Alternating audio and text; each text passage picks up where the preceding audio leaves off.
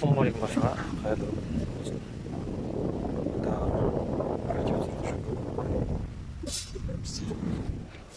Ауылда шөп шабамыз, шөп арамыз.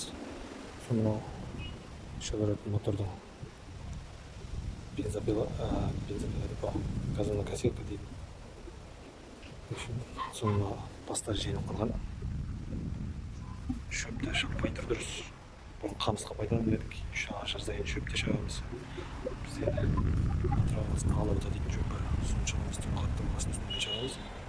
Енді мен сіздерге айтайын деген жай, енді шаппағасын бұны қайрап уже бастарын бәрі жеңіп қалды. Енді осының астына қандай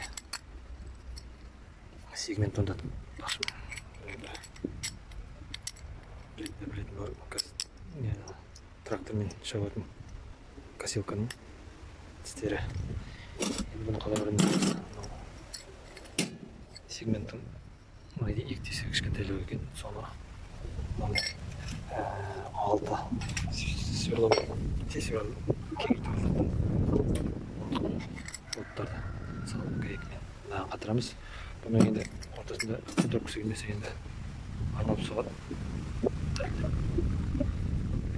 Болмайды оған, балансировка болмайды. Сондықтан мынандай тесіктері бар екен. Соны есептеп мына тесік пен мына тесік екеуіне салып тұрып, үстіне шегімен салып басында егілмеген болмайды.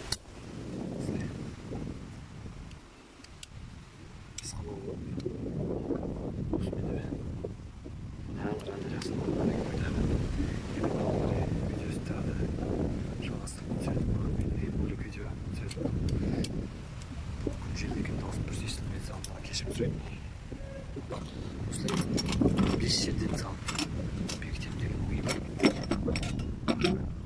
Қазір тағы да жалғастырамын. Так, тағы да қайырлы күн. Жаңа видеоның жалғасы.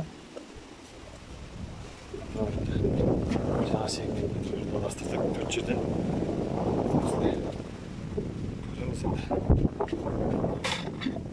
Бәрінеге қосымша гайкеден тартып бұрамын.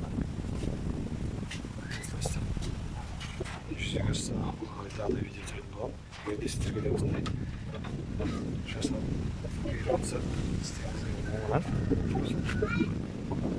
қауіпсіздік шараларын сақтауға